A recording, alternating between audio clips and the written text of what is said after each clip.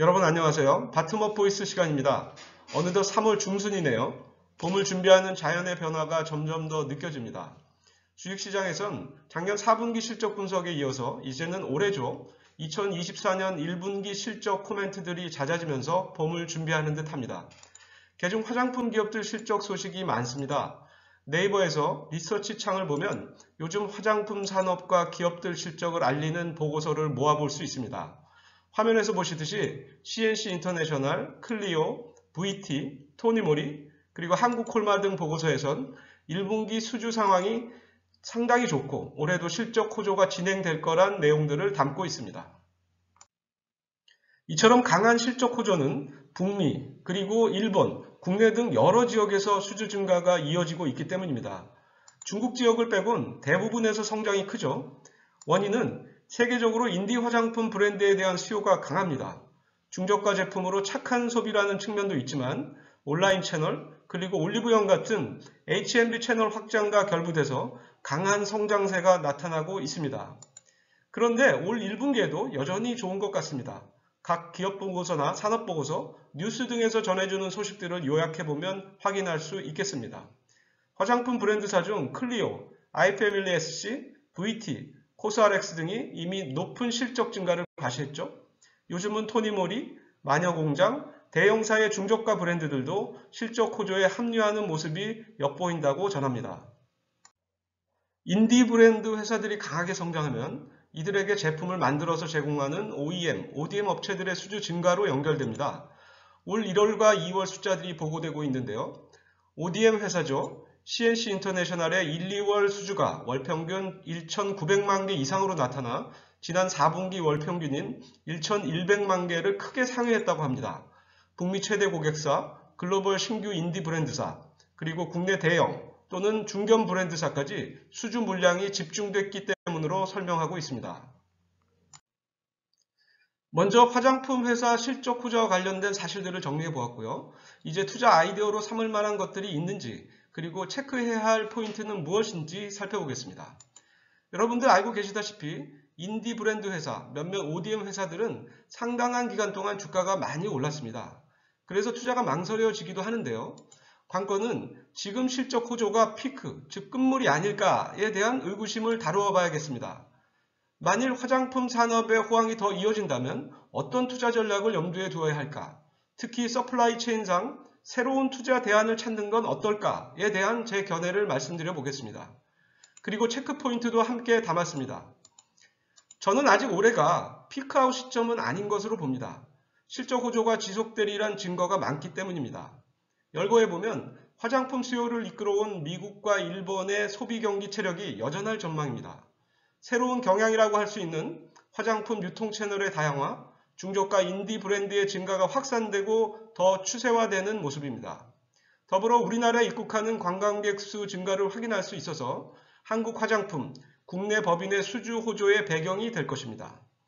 한국 화장품의 인기 아이템이 기초, 색조 등에서 좀 더 다양화되고 있는 점도 좋은 영향을 미칠 것으로 봅니다. 앞서 보신 것처럼 화장품 경기가 여전히 좋다면 양지가 넓어지는 소위 선순환의 여건도 높아질 수 있겠습니다. 순환매의 가능성을 염두에 두자는 얘기입니다. 그간 화장품 회사들은 주가 차별화가 심했습니다. 몸짓이 가볍고 민첩한 중소형 브랜드사와 ODM 업체들 주가가 크게 오른 데 반해서 소외되어 온 종목들도 있습니다. 저는 OEM, ODM 회사들에서 투자 기회를 찾아보려 합니다. 특히 한국콜마, 코스맥스 같은 대형 OEM, ODM 업체에 대한 공부를 좀 더 해볼 생각입니다. 이들은 화장품 경제의 양지가 더 넓게 자리 잡게 된다면 가동률 상승과 레버리지 효과가 발휘되면서 실적의 탄력을 높일 수 있기 때문입니다. 더불어 상대적으로 부진했던 해외 생산 부문의 회복이 가세될 기회를 타진해 볼 수도 있을 것입니다. 이 경우엔 밸류에이션 멀티플이 개선되는 효과도 생각해 볼 수 있을 것 같습니다. 싸진 주가에 들어가서 투자 기회를 엿보며 인내해 볼 가치가 있지 않을까요? 여러분들 생각은 어떠십니까?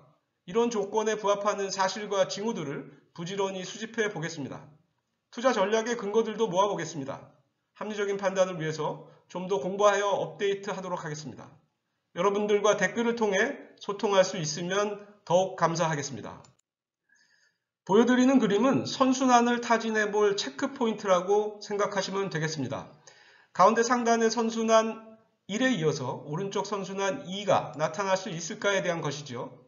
그런데 제 생각엔 이런 현상들이 일부 나타나고 있다고 보입니다. 글로벌 소비 경기에 대한 긍정성, 소비 채널 다양화 확산이라는 기본 축 위에 인바운드 관광객이 점진적으로 늘어나고 중소형사에 이어서 대형 화장품 회사의 브랜드 활성화도 수주 증가를 연결시키고 있기 때문입니다. 이제 한국콜마 얘기를 간략히 해볼까요? 그림은 하나증권 기업보고서에 실린 내용입니다. 3월 15일에 1분기 중간점검이란 제목으로 발간됐습니다.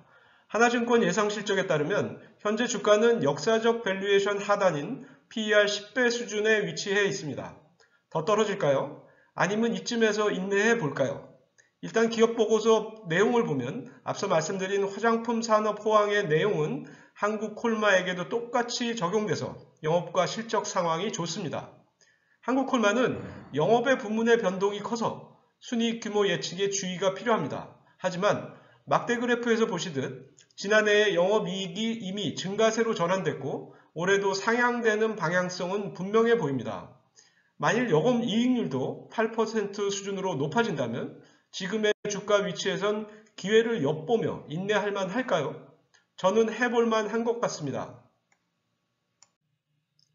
한국콜마는 2014에서 16년 30배 전후의 고 PER 주였습니다.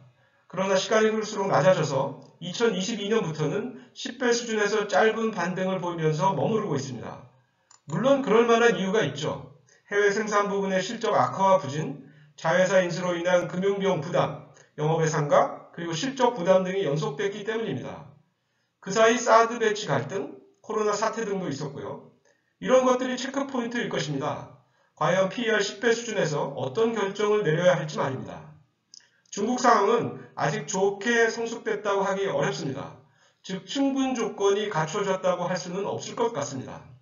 하지만 막대 그래프에서 보시면 HK이노엔, 미국 법인 문제는 각각 실적 호조 지속, 적자 축소 등의 방향성이 읽혀집니다. 앞서 선순환 그림을 기억해 보시면 화장품 시황의 양지가 넓어지는 징후들은 구비되었다고 생각됩니다.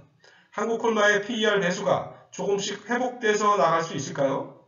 저는 필요 충분 조건 중 필요 조건은 성숙됐다고 보는데 여러분들은 어떻게 판단하실지요?